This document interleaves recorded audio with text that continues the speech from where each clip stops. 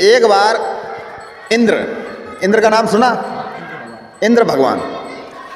तो उन्होंने क्या किया कि एक ऋषि के पास गए। तो ऋषि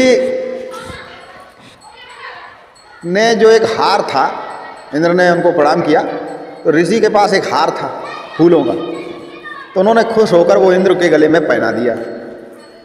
और इंद्र देवताओं के राजा, तो उन्होंने क्या किया, वो हार उतारा और अपने हाथी के गर्दन में पहना दिया।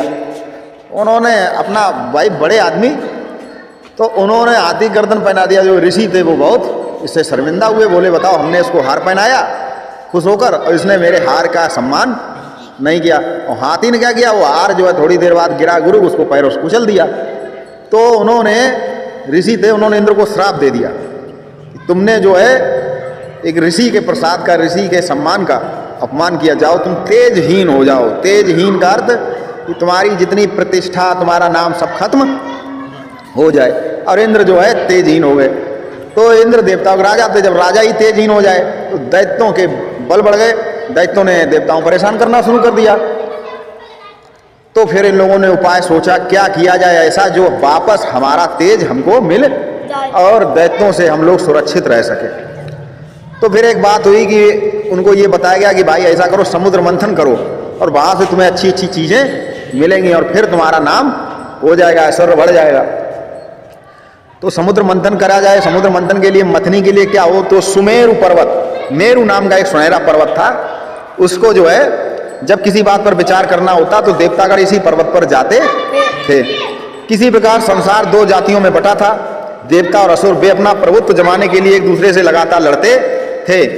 तो उन्होंने एक दिव्य अमृत सुन रखा था, दिव्य पेय, जिसका नाम था अमृत। अमृत जो पी लेता वो अमर हो जाता था, जो अमृत प्रदान करने वाला था।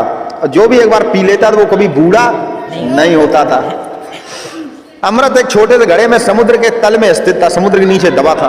देवता और असुर उसे निकालने के लिए, देवताओं ने असुरों से कहा देखो वहां पर है अमृत, और देखो मिलके हम लोग ये काम करें, मेहनत करें तो वो हम लोगों को घड़ा मिल सकता है। और कहते नहीं कि लोग वक्त पड़ने पे गधे को भी बाप बना लेते तो देवताओं ने दैत्यों के साथ सुलह करी, कहा कि अमृत निकलेगा तो हम लोग क्या करेंगे, आधा आधा बांट लेंगे। तो दैत्य तैयार हो गए। दैत्य किस बात के लिए तैयार हो गए, समुद्र मथने। जबकि देवता और दैत्यों की लड़ाई होती रहती थी। तो उन्होंने निश्चय किया। तो फिर क्या हुआ, सर्प की वो बनाई गई रस्सी। तो उस समय बासुकी नाम के जो सर्प थे, उन्होंने बुला के उनसे कहा गया कि भाई हम तुम्हारी रस्सी बनाएंगे, तुम हमारी सहायता करो। तो उनकी रस्सी बनाई गई। फिर उन्होंने एक विशाल पर्वत को उखाड़ा और सागर तट पर जा पहुंचे। तो समुद्र से कहा कि हमें भाई दिव्य पेय निकालना है, हम तुमको मथने आए हैं, तो एक काम करो, हमको इस बात की इजाजत दो। सागर ने कहा ठीक भाई निकाल लो, अमृत निकाल लो, कोई बात नहीं। फिर कच्छप राज के पास गए। कच्छप राज माने एक कछुआ, बड़ा सा कछुओं का राजा। ये भगवान विष्णु का अवतार कहा जाता कच्छप राज, कच्छप अवतार। उनके पास गए, बोले महाराज आप हमारी सहायता करो, हम पर्वत को सागर में डालेंगे लेकिन वह क्या होगा, पानी में डूब।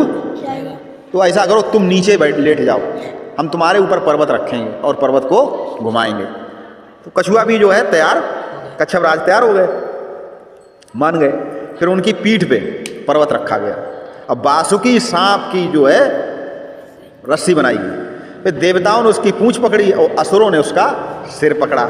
और फिर इस तरह उन्होंने उसको घुमाना, मथना, सागर मथा। तो सागर जब मथा गया तो बहुत भयंकर गर्जन हुई, आवाज हुई, सभी पर्वत कांप उठे, पेड़ गिर पड़े, अग्नि प्रज्वलित हो गई, वन के पशु जान बचाकर भागने लगे। फिर शीघ्र ही सब कुछ शांत हो गया।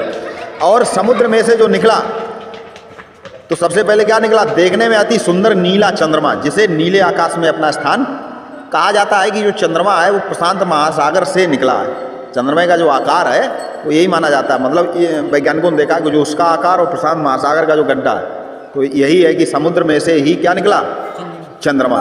तो आसमान में स्थापित हो गया, बहुत अच्छी बात।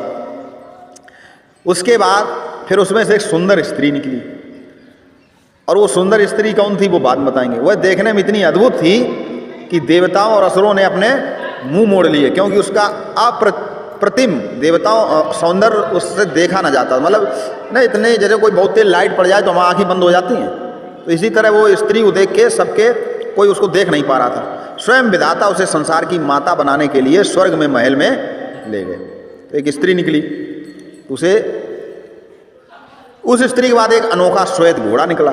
फिर ऐसे रत्न निकले जो कभी, अब समुद्र में तो वैसे भी इतने सारे रत्न, देखिए पेट्रोल डीजल सब निकलता तो वहीं से, समुद्र तो खनियों का भंडार है। उसके बाद क्या हुआ, एक सफ़ेद बर्तन, हाँ, फिर उसके बाद रत्न निकले, देवताओं ने बांट लिए, सब देवताओं ने। तब एक सफ़ेद बर्तन में अमृत निकला, तो असुरों ने उसे पकड़ लिया। अमृत निकला, जैसे ही असुरों ने उसको पकड़े, बोले आपने सब कुछ ले लिया, चंद स्त्री भी स्वर्ग ले गए, खने हीरा जवाहरा निकले वो भी सब ले गए, अब ये अमृत निकला, ये हमें मिलना चाहिए। असुरों ने उसे पकड़ लिया। देवता डर गए। देवता ने सोचा अगर ये अमृत अगर दैत्य पी गए तो ये तो अमर हो जाएंगे, फिर तो ये हमको रहने भी नहीं देंगे। तब उन लोगों ने भगवान को ध्यान किया। भगवान ने, विधाता ने एक सुंदर युवती को भेजा जिसने असुरों के समक्ष सुंदर नृत्य प्रस्तुत किया। तो जब नृत्य प्रस्तुत किया तो असुर जो थे वो अमृत को भूल गए। असुर जो थे वो नाच देखने लगे। गांव में नौटंकी होती, सब जाते नाच देखने हैं। ये क्या है, ये हमें अपने लक्ष्य से भटकाता है। हमारी अगर पढ़ने की उम्र, हम नौटंकी देखने जा रहे तो पढ़ पाओगे? नहीं पढ़ पाओगे। वही यहाँ हुआ, दैत्य जो थे वो नाच देखने लगे और अमृत को भूल गए। जब वो अदृश्य हो गई तब असुरों ने जाना कि उनके साथ धोखा हुआ और वो गुस्से से अमृत लेके वो धीरे से गायब हो गई। गुस्से से वो असुरों में से एक राहु और एक राहु देवता का वेश बनाकर देवताओं के बीच में जाके अमृत का घूंट पीने, पर जैसे ही उसने एक घूंट पिया तो उसे पहचान लिया गया। वो देवताओं को भेष बना के देवताओं के बीच में चला गया अब अमृत पीने के लिए। वो स्त्री अमृत घड़ा ले गई, देवताओं को अमृत पिला रही थी। तो वो देवता बन के वहाँ पहुँच गया, तो उसने देख लिया, पहचान लिया गया। अमृत निकलने से पूर्व ही उसका सिर काट दिया गया, क्योंकि वो मौनी तो स्त्री थी, वो भगवान विष्णु थे। उन्होंने चक्र से उसका सिर काट दिया। क्यों काट दिया? कि अगर ये पी लिया अमर हो जाएगा, फिर तो देवताओं को छोड़ेगा। अब ये तो सूर्य चंद्रमा ही थे जिन्होंने सब कुछ देखा था और उन्होंने ही इशारा किया था। किसने? सूर्य और चंद्रमा।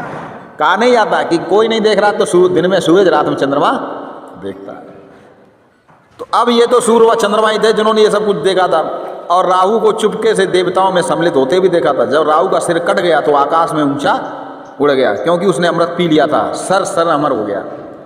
सर काट दिया गया तो सर अमर हो गया, उसने अमृत भी नीचे का नहीं तो आकाश में उड़ गया। तो कहा जाता तभी से वो सूर्य और चंद्रमा को ग्रहण करता, ग्रास लेता, ग्रहण कर लेता। तभी से सूर्य ग्रहण और चंद्र ग्रहण पढ़ते, ये कहानी है। तो ये भारत की अच्छी से कहानियों में से एक कहानी। इस कहानी से हमें बहुत सारी शिक्षाएं मिलती हैं, छोटी छोटी, कि अगर हम अपने लक्ष्य से भटके, इधर उधर की सुंदरता, यहाँ सुंदरता स्त्री की सुंदरता या नाच से नहीं है। हम जैसे हम विद्यार्थी हैं तो हमारा लक्ष्य सिर्फ विद्या अध्ययन होना चाहिए। ये उम्र तुम्हारी पढ़ने की है।